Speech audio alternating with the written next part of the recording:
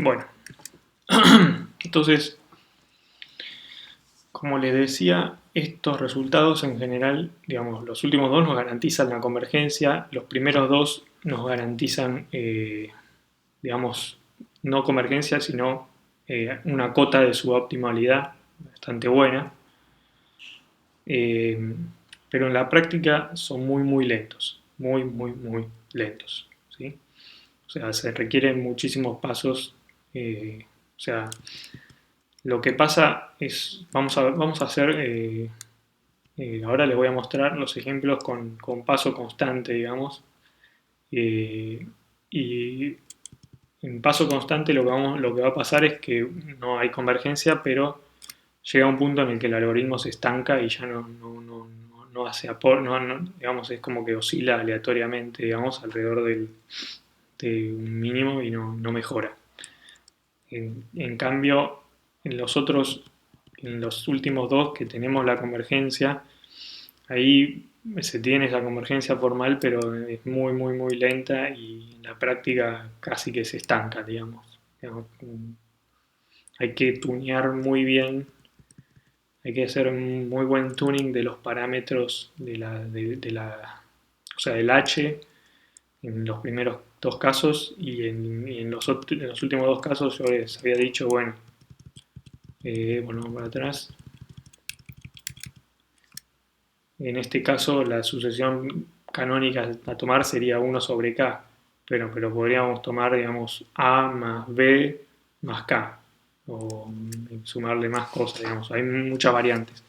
Y esos parámetros A y B hay que tunearlos de forma adecuada como para que no se nos vaya a la mierda en los primeros pasos y que tampoco se nos haga muy chico muy rápido y no tengamos buena convergencia, ¿sí?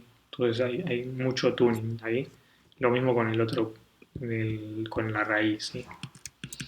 Bueno, entonces eso da dificultades, da trabajo en la práctica. Bueno, lo bueno de estos resultados es que son bastante elementales, las demostraciones son elementales, ¿sí?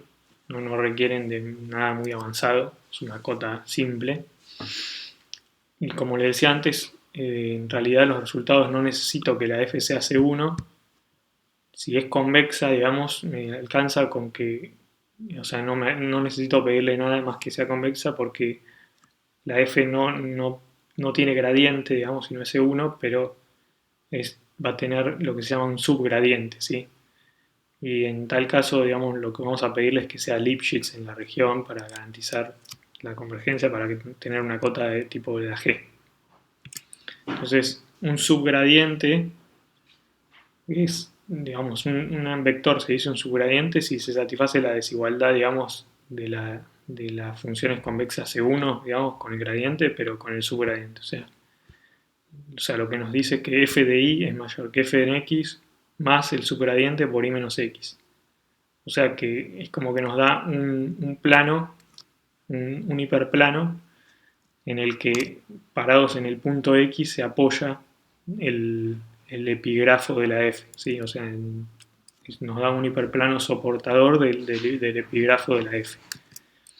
Entonces, siempre una función convexa va a admitir al menos un subgradiente en cada punto. Esto sale del teorema del supporting hyperplane, o sea, no sé, en español sería hiperplano soportador, que nos dice que en un convexo, si tenemos un punto en el borde, digamos, en la frontera, entonces hay un hiperplano que, que pasa por ese punto, digamos, ¿sí? Y todo el conjunto está de un lado del hiperplano, ¿sí?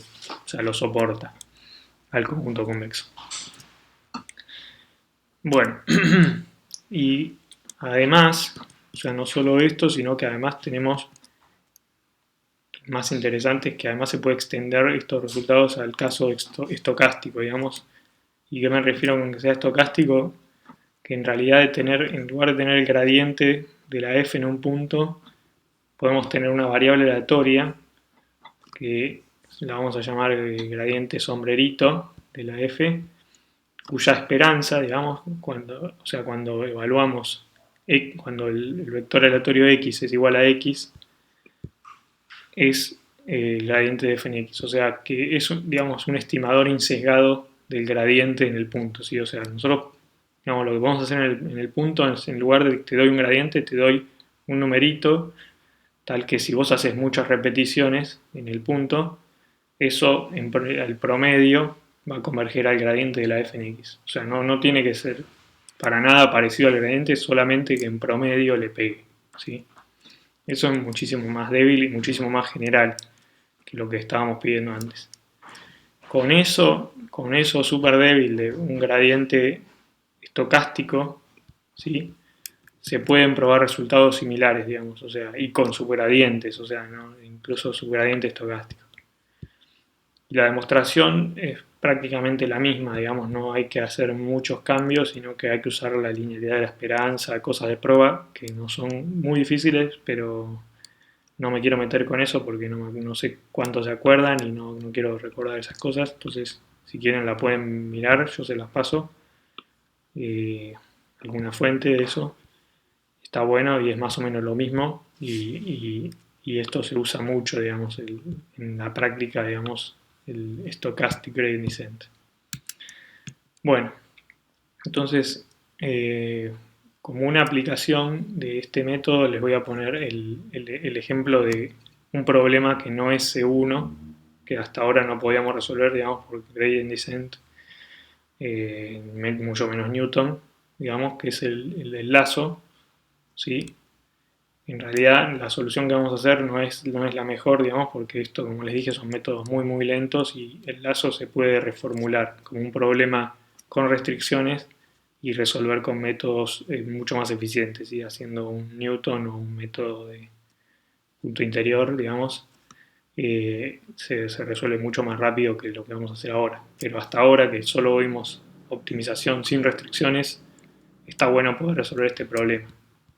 Entonces el lazo es un método de selección de variables muy moderno que es, digamos, del 96 de Tibshirani, aunque viene 10 años antes del lado de la geofísica, se obtuvo en ese área y después o sea, no era conocido para casi nadie, salvo un nicho, y después se popularizó, digamos, con el paper de Tibshirani del 96, es un paper que tiene 36.000 citas y que es súper popular el método hoy en día. Entonces, el problema, lo que tenemos es, digamos, un problema de regresión lineal, digamos. Queremos minimizar a x menos b en norma cuadrado, ¿sí? Pero lo que queremos es encontrar una solución x estrella que sea lo que se llama sparse, digamos, o RAL, ¿sí? O sea, queremos que muchas de las coordenadas del x sean 0, ¿sí?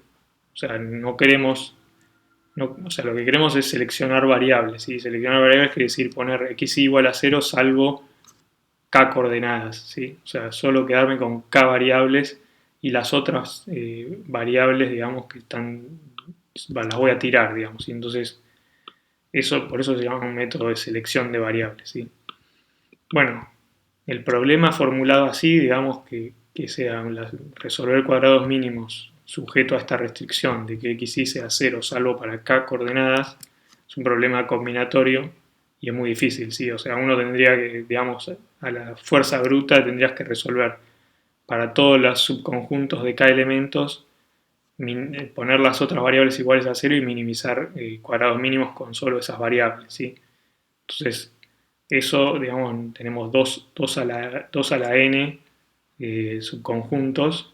Bueno, no, hay combinatorio, no, porque en este caso fijamos el k, entonces tenemos el combinatorio nk subconjuntos. Eso es enorme, digamos, en general, entonces no es algo práctico, digamos, si el n es suficientemente grande. O sea que no es algo que se vaya a hacer así. Entonces la idea del lazo es un método L1. Lo que hacemos es una regularización, digamos, del problema de cuadrados mínimos. Le sumamos un término lambda por la norma 1 del vector x, ¿sí? Donde lambda es un parámetro mayor a 0. Y lo que se obtiene son soluciones sparse, digamos, o sea, se obtienen soluciones que tienen entradas 0 salvo algunas, y con el parámetro lambda vamos a tunearlo hasta que obtenemos k soluciones, k variables no nulas, ¿sí? O sea, si queremos obtener k variables no nulas exactamente, tuneamos el k, tuneamos el lambda, perdón, hasta que lo obtenemos. Si no, a veces, digamos, no es que uno tiene un número de variables prefijadas y pone el lambda y después va evaluando, digamos, en distintos lambda. Bueno, el problema es que la norma 1, si se acuerdan, era la suma de los xy en norma, digamos, el módulo de x1 más módulo de x2 más módulo de x3 más módulo de xn. Eso, el módulo, digamos, de una variable no es diferenciable, ¿sí? Pero es convexa, ¿sí? Porque es una norma. Entonces no vamos a tener gradiente, o sea que no podemos aplicar el gradient descent, pero sí se tiene un subgradiente, ¿sí? Les dejo como para pensar, que se convenzan que si, digamos, x está en Rn, entonces g, que está dado por la siguiente formulita, o sea, g sub i, la coordenada diésima del g, tiene que ser 1 si xy es mayor a 0, menos 1 si xy es menor a 0, o cualquier numerito entre menos 1 y 0, menos 1 y 1, perdón, cuando xy es igual a 0. Un vector g de cualquiera de estos, digamos, nos da un subgradiente. Acá dice para f, en realidad esto es un subgradiente para la norma 1, perdón, lo voy a corregir, para la norma 1 de x, ¿sí? Después el subgradiente para la f, que era esta función, lo vamos a obtener sumando el gradiente de esta más lambda por el subgradiente de la norma 1, ¿sí? Por linealidad de los subgradientes. Entonces, piensen un segundo esto, o sea, esto es coordenada a coordenada, ¿sí? Piensen la norma 1, que es el módulo en una variable, piensen primero ese caso, digamos, en una variable, convénzanse que eso es un subgradiente y después es coordenada a coordenada de la cuenta, ¿está bien? Bueno, entonces, tomando un subgradiente con esto más el gradiente de la parte cuadrática, del problema de minimización de cuadrados mínimos, tenemos un subgradiente y entonces podemos aplicar el método de descenso por el subgradiente, ¿sí? El anterior. Entonces podemos resolver este problema con estos métodos. Entonces lo que vamos a hacer es, digamos, les puse un problema que es una matriz de 100 por 10 y un vector de 10 por 1. Y el paso constante que tomé es 0.001, ¿sí? Y acá ven el resultado de la convergencia, digamos, de cómo se comporta la suboptimalidad, digamos. No hay convergencia, pero fíjense que en más o menos 1000 pasos casi que ya se estancó, digamos, esto, ¿sí? Y el error es del orden de 10 a la menos 3, que es del orden del h, ¿sí? Y ahí en azul lo que vemos es la f en x sub k menos f estrella. En rojo vemos la diferencia entre el mejor, digamos, el best. Eso sí va decreciendo. El otro es como que oscila, y ahí ya se mantiene oscilando forever. Bueno, acá les hice cómo cambia la cosa cuando vamos tuneando el h, ¿sí? El paso constante, pero ahora en lugar de 0.01 ponemos 0.0005, o sea, lo dividimos a la mitad y fíjense que la convergencia se vuelve más lenta, o sea, sigue bajando más despacito, pero llega un poquito más lejos, digamos, llega a un error un poco menor, ¿sí? Del orden. Y si hacemos h 0.0002, también, digamos, se vuelve mucho más lento, ya tenemos que hacer casi 10.000 pasos, pero sigue decreciendo, ¿sí? O sea, sigue bajando más. Entonces, hay un trade-off ahí importante entre hacer muchísimos pasos o hacer pocos y conformarse con la suboptimalidad no tan chiquita, ¿sí? De eso va a depender mucho del problema y de qué tan buena queramos que sea la solución.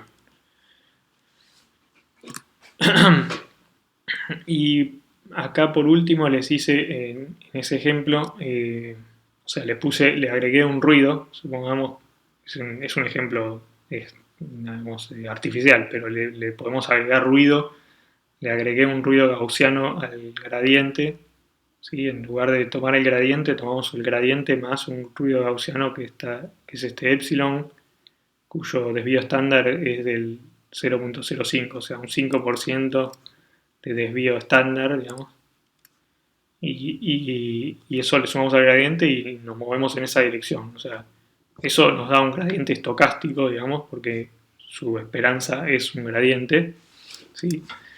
Y bueno, comparamos el resultado entre hacer sin ruido y con ruido. Entonces, si se fijan, esto era el mismo ejemplo que antes, hasta 10 a la menos 4, y ahora no me acuerdo acá en este, creo que ya le había puesto el H 0.0002.